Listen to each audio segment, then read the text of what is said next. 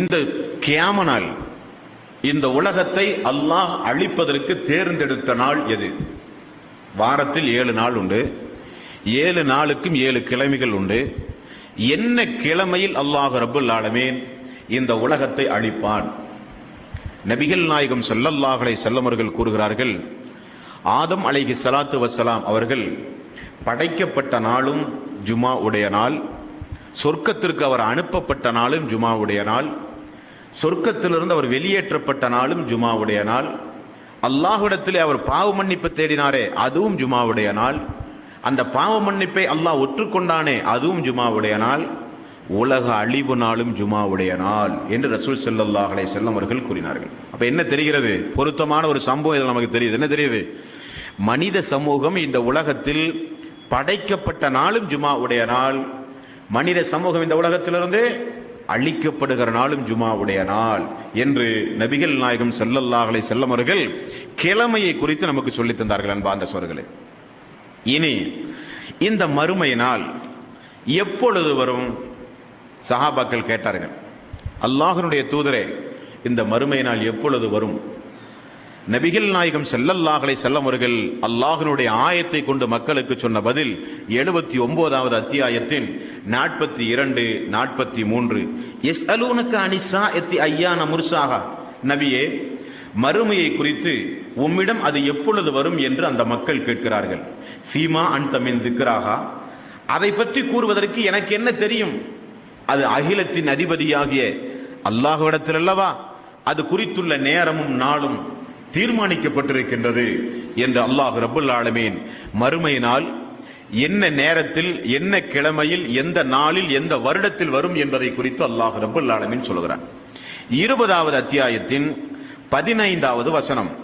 இந்த வசனத்தில் அல்லாஹ் ரப்புல் ஆலமீன் சொல்கிறான், இன்ன ஸாஅத ஆத்தியத்துன் அகாது உஃபீஹா லிதுஜ்ஸா குல்லு நஃப்ஸின் பிமா தஸ்ஆ, மறுமை நிச்சயமாக வரக்கூடிய ஒன்றுதான், அதில் எந்த சந்தேகமும் வேண்டாம். ஆனால் அல்லாஹ் அந்த மறுமையை குறித்து மறைத்து வைத்திருக்கிறான். அல்லாஹ் அந்த மறுமை எப்பொழுது வரும் என்பதை குறித்து அல்லாஹ் மறைத்து வைத்திருக்கிறான் என்று அல்லாஹ் ரப்புல் ஆலமீன் 20வது அத்தியாயத்தின் 15வது வசனத்தில் அல்லாஹ் கூறுகிறான். நபிகள் நாயகம் ஸல்லல்லாஹு அலைஹி வஸல்லம் அவர்கள் இந்த மறுமையை குறித்து, அல்லாஹ்வுடைய தூதர் இந்த மறுமையினால் எப்பொழுது வரும், அது வரும் பொழுது ஏதாவது முன்னறிவிப்பு செய்து கொண்டு வருமா என்பதையெல்லாம் அல்லாஹ்வுடைய தூதர் நபிகள் நாயகம் ஸல்லல்லாஹு அலைஹி வஸல்லம் அவர்கள் சொல்வதை கேளுங்கள் அன்பார்ந்த சகோதரர்களே. 2 நபர்கள் வீதிகளிலே வியாபாரத்திற்காக வேண்டி துணிகளை கையிலே எடுத்து வியாபாரம் பேசிக் கொண்டிருப்பார்கள். அதை அவர்கள் வித்திருக்க மாட்டார்கள், அதை யாரும் வாங்கியிருக்க மாட்டார்கள், அந்த பொருளை அவன் சுருட்டி கூட இருக்க மாட்டான். மக்கள் மத்தியிலே அந்த வியாபார துணியை எடுத்து வியாபாரத்திற்காக வேண்டி விலை பேசி அவன் வித்து கொண்டிருப்பான். அவன் விலை பேசி விற்பதற்குள் அந்த நேரம் வந்துவிடும் என்று நபிகள் நாயகம் ஸல்லல்லாஹு அலைஹி வஸல்லம் அவர்கள் கூறுகிறார்கள். அதே போல ஒரு மனிதன் ஒட்டகத்தின் பாலை கறந்துவான், கறந்த பாலை அவன் வீட்டிற்கு எடுத்துச் செல்வதற்குள் அந்த நேரம் வந்துவிடும் என்றும் நபிகள் நாயகம் ஸல்லல்லாஹு அலைஹி வஸல்லம் அவர்கள் சொன்னார்கள். இன்னொரு மனிதன் தண்ணீரை எடுத்துக்கொண்டு வருவான், அவன் தண்ணீர் தொட்டிக்குள் அந்த தண்ணீரை ஊற்றுவதற்குள் அந்த நேரம் வந்துவிடும் என்றும் நபிகள் நாயகம் ஸல்லல்லாஹு அலைஹி வஸல்லம் அவர்கள் சொன்னார்கள். இன்னொரு மனிதனை குறித்து ரசூல் ஸல்லல்லாஹு அலைஹி வஸல்லம் அவர்கள் சொல்கிறார், ஒரு மனிதன் கையில் உணவை எடுத்திருப்பான், அவன் வாயுக்குள் அந்த உணவை செலுத்துவதற்கு முன்னால் அந்த நேரம் வந்துவிடும் என்றும் அல்லாஹ்வுடைய தூதர் ரசூல் ஸல்லல்லாஹு அலைஹி வஸல்லம் அவர்கள் அந்த நாள் எந்த அளவுக்கு சீக்கிரமாக இந்த மனித சமூகத்தை அல்லாஹ்வுடைய நாட்டத்தின் அடிப்படையிலே வந்து சேரும் என்பது அறிகுறிகள். சமீபத்தில் இந்தோனேசியாவில் சுனாமி ஏற்பட்டது. சுனாமி இந்தோனேசியாவில் ஏற்பட்டு அது இந்தியாவுக்கு வந்து இலங்கைக்கு சென்று லட்சக்கணக்கான மக்களுடைய உயிர்களை பறித்தது. விஞ்ஞானிகள் எல்லாம் என்ன செய்கிறார்கள் தெரியுமா? கடல்களை ஆய்வு செய்கிற விஞ்ஞானிகள், விபத்துகள் குறித்து மக்களுக்கு முன்னறிவிப்பு செய்கிற விஞ்ஞானிகள் எல்லாம் என்ன சொல்கிறார்கள் தெரியுமா? இந்த சுனாமி வருவதற்கு முன்னால் எந்த ஒரு அறிகுறியும் இல்லை, அது வந்ததும் தெரியவில்லை, போவதும் தெரியவில்லை. இன் ஹுவ இல்லா வஹியு யூஹா, நபிகள் நாயகம் ஸல்லல்லாஹு அலைஹி வஸல்லம் அவர்களை குறித்து அல்லாஹ் சொல்லும்போது என்ன சொல்கிறான்? இன் ஹுவ இல்லா வஹியு யூஹா, அவர் பேசினால் இறை செய்தியைத்தான் அவர் பேசுவார் என்று அல்லாஹ் சொன்னானே, அதைத்தான் ரசூல் ஸல்லல்லாஹு அலைஹி வஸல்லம் அவர்கள் சொன்னார்கள், நீ உணவு அருந்தி கொண்டிருப்பாய், கழுத்து பகுதியிலிருந்து உணவு உள்ளே செல்வதற்குள் அந்த நேரம் வந்துவிடும் என்று நபிகள் நாயகம் ஸல்லல்லாஹு அலைஹி வஸல்லம் அவர்கள் சொன்னதையும் அன்பார்ந்த சகோதரர்களே இந்த நேரத்தில் நிலைநிறுத்தி கொண்டு ரசூல் ஸல்லல்லாஹு அலைஹி வஸல்லம் அவர்கள் செய்கிற முன்னறிவிப்புகளை எல்லாம் பாருங்கள். அல்லாஹ்வுடைய தூதருடைய முன்னறிவிப்பு எல்லாம் பார்த்தா கியாமனால் ரொம்ப ரொம்ப நெருக்கமா தான் இருக்கிற மாதிரி தெரியுது. ஏன்னு கேட்டா ரசூல் ஸல்லல்லாஹு அலைஹி வஸல்லம் அவர்கள் சொல்லுகிறார், ஒரு காலம் வரும், ஒரு காலம் வரும். முதலில் ரசூல் ஸல்லல்லாஹு அலைஹி வஸல்லம் முன்னறிவிப்பு பாருங்கள். ஒரு காலம் வரும், அந்த காலத்தில் இந்த சம்பவங்கள் எல்லாம் நடக்கும் பொழுது நீங்கள் கியாமனாலை எதிர்பாருங்கள் என்றார்கள். அது என்ன சம்பவம்? முஸ்லிமான ஒரு மனிதன், இஸ்லாத்தை ஏற்றுக்கொண்ட ஒரு மனிதன் இணை வைப்பாளனாக மாறுகிறான், இணை வைப்பாளர்களோடு சேர்ந்து வாழ்கிறான். முஸ்லிமாகி இணை வைப்பு கொள்கையை அவன் ஏற்றுக்கொள்கிறான். இஸ்லாமாகி இறை நிராகரிப்புக்கு ஒரு மனிதன் செல்கிறான். அப்படிப்பட்ட காலம் வரும். அந்த காலம் வரும் பொழுது நீங்கள் கியாம நாளை எதிர்பாருங்கள். 12வது அத்தியாயத்தின் 106வது வசனத்தில் அல்லாஹ் ரப்பல் ஆலமீன் சொல்கிறான், வமா யுமினு அக்ஸருஹும் பில்லாஹி இல்லா வஹும் முஷ்ரிகூன். பெரும்பான்மையான மக்கள் முஸ்லீமாக இருக்கிறார்கள், ஆனால் இணை வைத்தலும் அவருடைய வாழ்விலே கலந்திருக்கிறது என்று அல்லாஹ் ரப்பல் ஆலமீன் சொல்கிறான். விநாயகர் சதுர்த்திக்கு தேர் இழுக்கிற முஸ்லீம் எத்தனை பேர்த்த நம்ம பார்க்க முடியுது? கோயில்ல தேர் இழுக்கிற முஸ்லீம் எத்தனை பேர்த்த நம்ம பார்க்கிறோம்? எம்மதமும் ஜம்மதம் சொல்லிட்டு கிறிஸ்தவ ஆலயத்திற்கும் கோயிலுக்கும் போகக்கூடிய முஸ்லீம்கள் எத்தனை பேர்த்த பார்க்கிறோம்? இஸ்லாத்தில் இருந்து கொண்டே ஒரு பெண் ஒரு ஆணையோ ஒரு ஆண் ஒரு பெண்ணையோ விரும்பினால் அதற்காக வேண்டி இஸ்லாத்தை விட்டு விட்டு போகக்கூடிய பிற மதத்திற்கு போகக்கூடியவர்கள் எத்தனை பேர்த்த நம்ம பார்க்கிறோம்? அப்ப நபிகள் நாயகம் ஸல்லல்லாஹு அலைஹி வஸல்லம் அவர்கள் சொன்ன அந்த ஒரு முன்னறிவிப்பு சாதாரணமாக இந்த சமூகத்தில் நடந்து கொண்டுதான் இருக்கிறது. என்னது? யார் இஸ்லாத்தை ஏற்றுக்கொண்டு இணை வைப்பான காரியத்தின் பக்கம் செல்லுகிறார்களோ அந்த நிலை வரும்பொழுது நீங்கள் தெரிந்து கொள்ளுங்கள், கியாமனால் மிக மிக நெருக்கமாக இருக்கிறது என்று நீங்கள் புரிந்து கொள்ளுங்கள் என்று ரசூல் ஸல்லல்லாஹு அலைஹி வஸல்லம் அவர்கள் சொன்னார்கள். அதே போல அல்லாஹ்வுடைய தூதர் மீண்டும் ஒரு முன்னறிவிப்பு செய்திருக்கிறார். என்னுடைய இந்த சமூகத்தில் ஒரு 30 நபர்கள் வருவார்கள். எத்தனை பேரு? 30 நபர்கள் என்னுடைய சமூகத்திலே வருவார்கள். இந்த 30 பேரும் என்ன செய்வார்கள் என்றால், நான் அல்லாஹ்வுடைய தூதர் என்று நானும் நபி என்று இந்த மனித சமூகத்திலே பேசுவார்கள். அப்படி அந்த 30 பேர்களையும் நீங்கள் பார்த்தால் தெரிந்து கொள்ளுங்கள், எனக்கு பிறகு இன்னும் நபி உண்டு என்று யாராவது வாதிட்டால் நீங்கள் தெரிந்து கொள்ளுங்கள், கியாமனால் மிக மிக நெருக்கமாக இருக்கிறது என்று நீங்கள் புரிந்து கொள்ளுங்கள் என்றும் நபிகள் நாயகம் ஸல்லல்லாஹு அலைஹி வஸல்லம் அவர்கள் சொன்னார்கள். இந்த முன்னறிவிப்பு ரசூல் ஸல்லல்லாஹு அலைஹி வஸல்லம் காலத்திலும் அபூபக்கர் சித்திக் அவர்களுடைய காலத்திலும் உமர் ரலியல்லாஹுடைய காலத்திலும் நிறைய வாழ்க்கை வரலாற்றில் நிறைய வரலாறுகளிலேயே நாம் பார்க்கும் பொழுது இந்த முன்னறிவிப்பு ஓரளவுக்கு நடந்து முடிஞ்சாச்சு. ரசூல் ஸல்லல்லாஹு அலைஹி வஸல்லம் காலத்தில் யமாமான்னு சொல்லக்கூடிய பகுதியில் இருந்த அல்லாஹ்வுடைய தூதர் உயிரோடு இருக்கும் போதே ரசூலுல்லாஹ்க்கு அவன் தபால் எழுதுவான். பொய்யன் முகம்மதுக்கு உண்மையான இறை தூதராகிய முசைலமா எழுதி கொண்டது, இப்படியே தான் தபால் எழுதுவான்.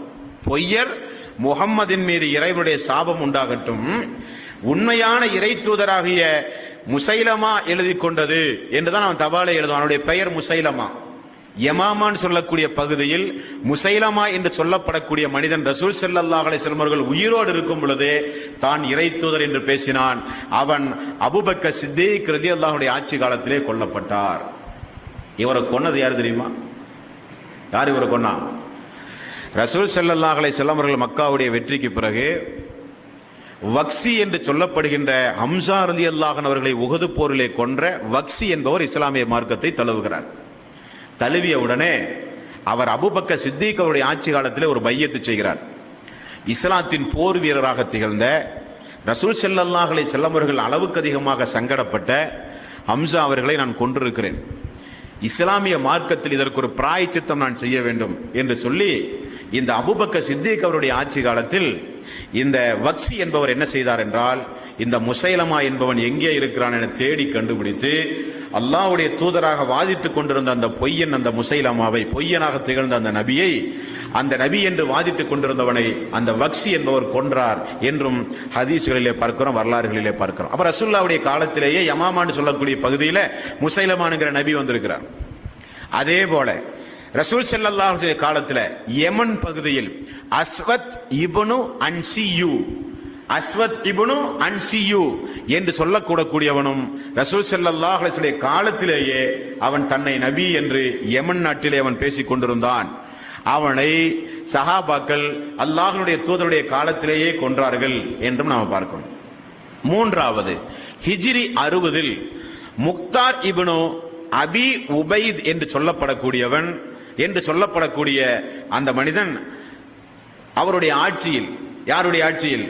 அப்துல் மாலிக் இப்னு மர்வான் என்று சொல்லக்கூடியவருடைய ஆட்சியில் ஹாரிஸ் என்பவன் தன்னை நபி என்று சொல்லிக் கொண்டிருந்தான் என்று பார்க்கிறோம். அதே போல ஹிஜ்ரி 60 முக்தார் இப்னு அபி உபைத் என்பவனும் தன்னை நபி என்று சொல்லிக் கொண்டிருந்தான். அதே போல அப்பாசியர்களுடைய ஆட்சி காலத்தில் நிறைய பேர்கள் தங்களை நபி என்று சொன்னார்கள். யாரும் உயிரோடு விட்டு வைக்கவே இல்லை, எல்லோரையும் கொண்டு போனார்கள். ஏன்னு காரணா மார்க்கமே கேலி கூத்தாகி போயிடும். அப்ப தன்னை நபி என்று சொன்ன மக்கள் அனைவர்களும் கொல்லப்பட்டிருக்கிறார்கள், யாரும் உயிரோடு விட்டதே கிடையாது. இனி நம்முடைய இந்தியாவை எடுத்துக்கொண்டால் பஞ்சாப் மாநிலத்தில் இருக்கிற காதியான் என்று சொல்லப்படக்கூடிய பகுதியில் 1839 பிறந்தான், 1908 மரணித்தான். ஒரு 69 வருட காலம் வாழ்ந்திருக்கிறான். இவனை மிர்சா குலாம் என்று சொல்லுவார்கள். அவனும் தன்னை நபி என்று அஹமதியா என்று சொல்லப்படக்கூடிய ஒரு மதத்தையே, ஒரு சமூகத்தையே உண்டாக்கி அவனும் கொஞ்சம் பேர்த்த வழிகெடுத்து அவனும் நாசமா போனான். அப்ப ரசூல் ஸல்லல்லாஹு அலைஹி வஸல்லம் அவர்கள் செய்த முன்னறிவிப்பு மீண்டும் நீங்கள் நினைவுபடுத்தணும். எனக்கு பின்னால் தானும் நபி என்று பொய்யர்கள் தோன்றுவார்கள். அப்படி யாராவது நானும் நபி என்று சொல்வதை நீங்கள் கேட்டால் நீங்க என்ன சொல்லணும்? கியாமனால் ரொம்ப நெருங்கிருச்சு மாதிரி தெரியுது. கியாமனால் மிக மிக ரொம்ப நெருங்கிருச்சு மாதிரி தெரியுது. அதனால தான் அல்லாஹ்வுடைய தூதர் சொன்ன முன்னறிவிப்பெல்லாம் கொஞ்சம் கொஞ்சமா நடந்துட்டு இருக்குன்னு மனசுல புரிஞ்சு கொள்ளணும். அதே போல ரசூல் ஸல்லல்லாஹு அலைஹி வஸல்லம் அவர்கள் நிறைய இன்னும் முன்னறிவிப்புகளை செய்திருக்கிறார்கள். என்ன செய்தார்கள்? ஒரு காலம் வரும், அந்த காலத்தில் விபச்சாரம் பெருகும். விபச்சாரம் எப்படி பெருகும் தெரியுமா? விபச்சாரிகள் வீதிகளிலே வந்து நின்று கொண்டு கூவி கூவி உங்களை அழைப்பார்கள். அந்த காலம் வரும். அந்த காலம் வந்தால் நீங்கள் தெரிந்து கொள்ளுங்கள், கியாமனாலுடைய அறிகுறி, கியாமனால் மிக மிக நெருக்கமாக இருக்கிறது என்பதை நீங்கள் தெரிந்து கொள்ளுங்கள் என்று ரசூல் ஸல்லல்லாஹு அலைஹி வஸல்லம் அவர்கள் சொன்னார்கள். அது நமக்கு ரொம்ப பக்கம் தான் இருக்க மாதிரி தெரியுது. மெட்ராஸ் இன்னைக்கு அந்த அளவுக்கு சீரழிஞ்சு போச்சு. மெட்ராஸ் இன்னைக்கு அந்த அளவுக்கு, இன்னைக்கு மெட்ராஸ்ல இரவு நேரத்தில் ஒரு 8 மணிக்கு மேலே எல்லாம் வீதியில் நடக்க முடியாத அளவுக்கு இன்னைக்கு மெட்ராஸ் ஆகி போச்சு. இந்திய திருநாட்டில் மேலை நாடுகள்ல கவர்மெண்டே இன்றைக்கு விபச்சார விடுதிகள் நடத்துற அளவுக்கு இன்றைக்கு ஆகிப்போச்சு. அந்த வீதிகளில் நடந்தா விபச்சாரிகள் நம்மளை கூப்பிடக்கூடிய அளவுக்கு இன்றைக்கு ஆகிப்போச்சு.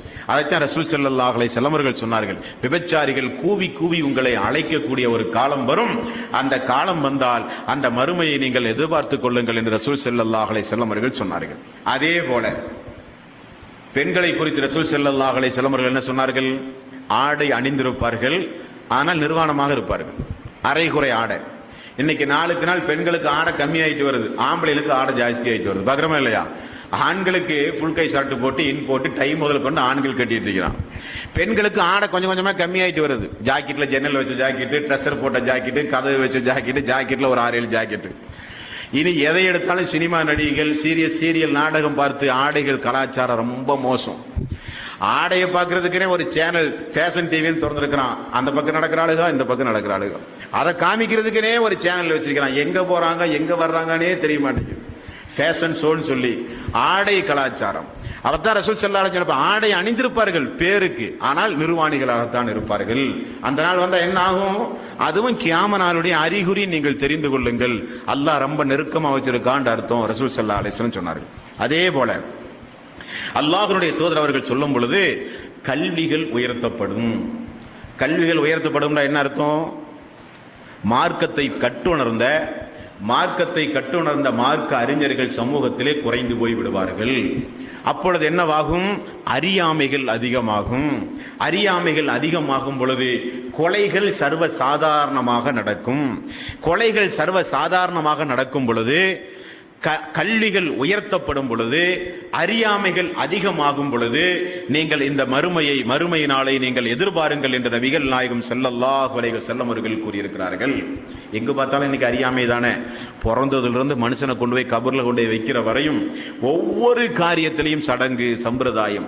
பூனை குறுக்கா போன ஒரு சம்பிரதாயம், காக்கா கத்துனா ஒரு சம்பிரதாயம், பள்ளி கத்துனா ஒரு சம்பிரதாயம், என்னென்னதற்கெல்லாம் சம்பிரதாயங்கள் இருக்கிறதோ எல்லா சம்பிரதாயங்களும் சடங்கு மூட பழக்க வழக்கங்களும் இந்த சமூகத்திலே அதிகமாகி நாட்டிலே இருக்கிற ஜனாதிபதி, அவர் தான் இந்த நாட்டில் இருக்கிற இந்தியா திருநாட்டுடைய முதல் குடிமகன் ஜனாதிபதி. அவருக்கு அடுத்தபடி தான் நாமெல்லாம் என்னைக்கு அங்கிருந்து தான் தோங்குவாங்க.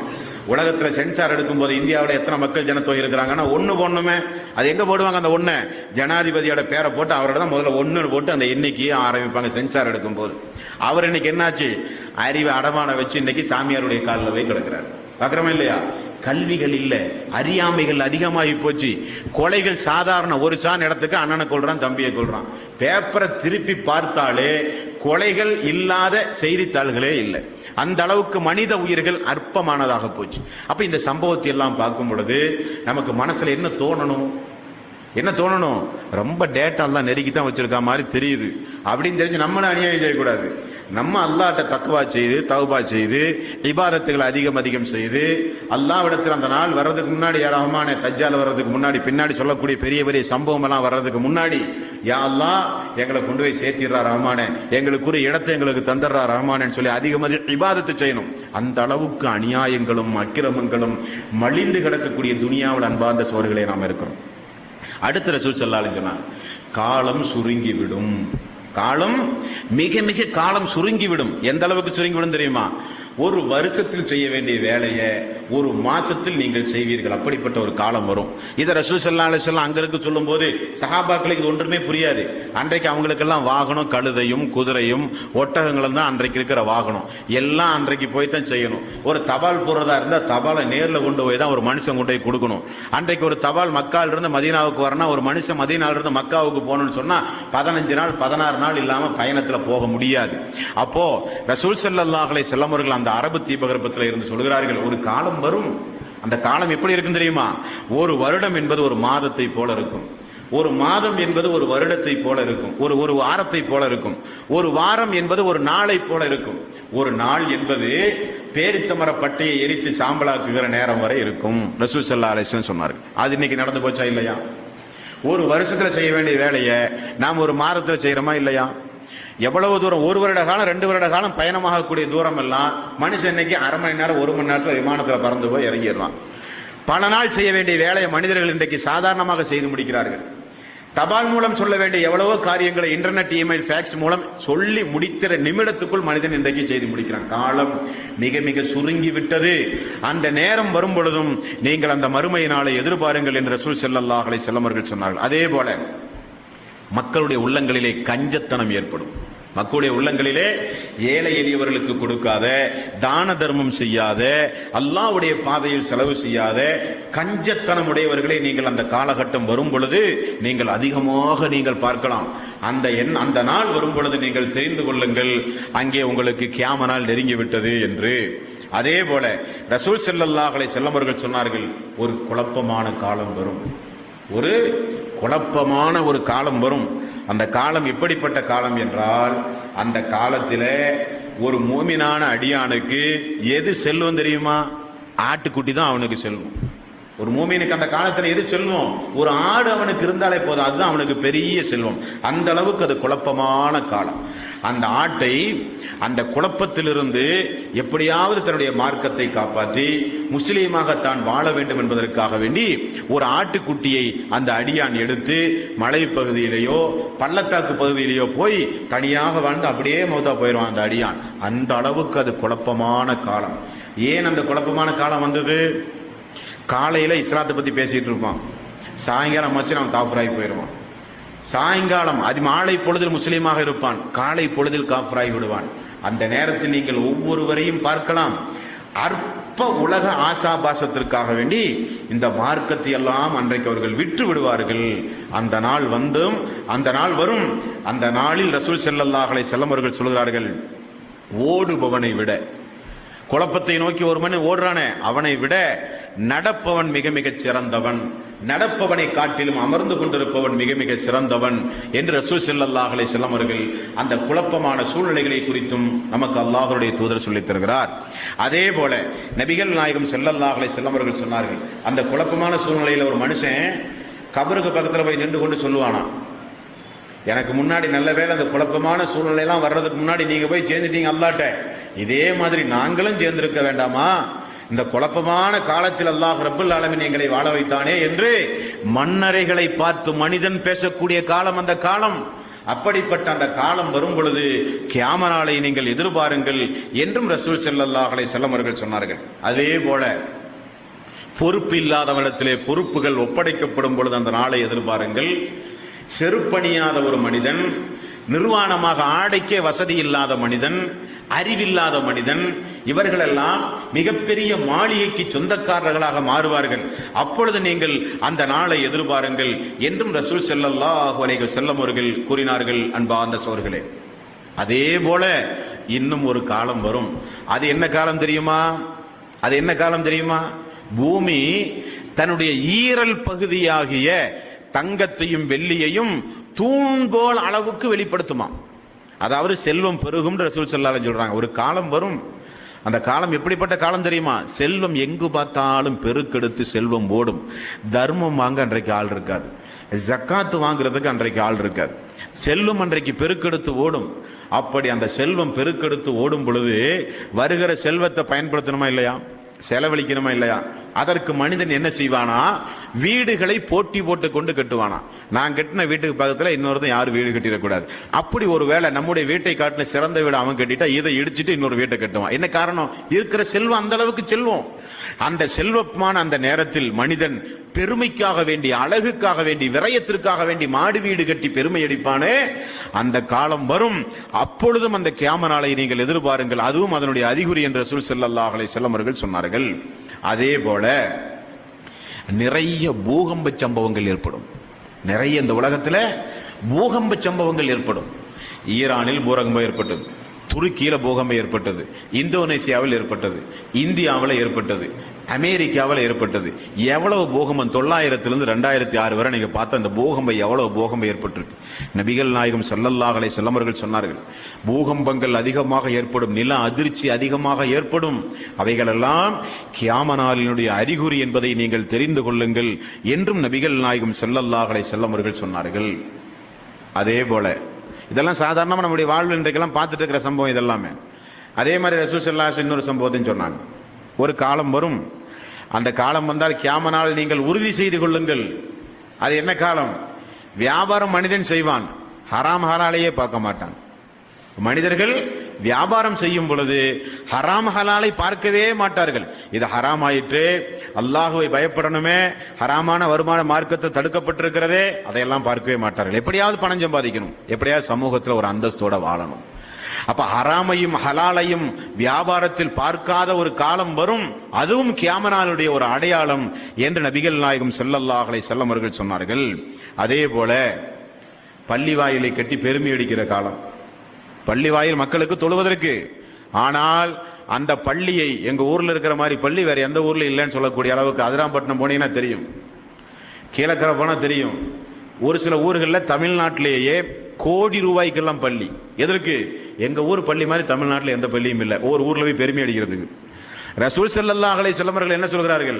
பள்ளியை கட்டிக்கொண்டு, அந்த பள்ளியை கட்டிக்கொண்டு, அந்த பள்ளியை அலங்கரித்து அதற்கு செலவழித்து பள்ளியை கொண்டு பெருமை அடிக்கிறானே, அந்த காலம் கியாம நாளுடைய அறிகுறி நபிகள் நாயகம் ஸல்லல்லாஹு அலைஹி வஸல்லம் அவர்கள் சொன்னார்கள். அன்பார்ந்த சகோதரர்களே, இவ்வளவு அறிகுறிகள் வந்தாலும் அல்லாஹ்வுடைய தூதர் ரசூல் ஸல்லல்லாஹு அலைஹி வஸல்லம் அவர்கள் ஒரு சம்பவத்தை சொல்கிறார்கள். இந்த உலகத்தில் மூமின்கள், ஏகத்துவவாதிகள் ஒரு நபர் இந்த உலகத்தில் இருந்தாலும் அல்லாஹ் இந்த உலகத்தை அழிக்க மாட்டான். அவனுக்கு கொடுக்குற சிறப்பு பத்திரலாம். உலகத்தை அல்லாஹ் அழிக்க நாடிட்டான்னு வைங்களேன், யார் அல்லாஹுவை மட்டுமே வணங்கி வழிபட்டு கொண்டிருக்கிறார்களோ அந்த மக்கள், ஒரு மனிதன் இந்த உலகத்தில் இருக்கின்ற வரை அல்லாஹ் இந்த உலகத்தை அழிக்க மாட்டான் என்றும் நபிகள் நாயகம் ஸல்லல்லாஹு அலைஹி வஸல்லம் அவர்கள் சொன்னார்கள். ஏக தேசம், இந்த எல்லா சம்பவங்களும் நம்முடைய வாழ்வில் நெருங்கி விட்டது.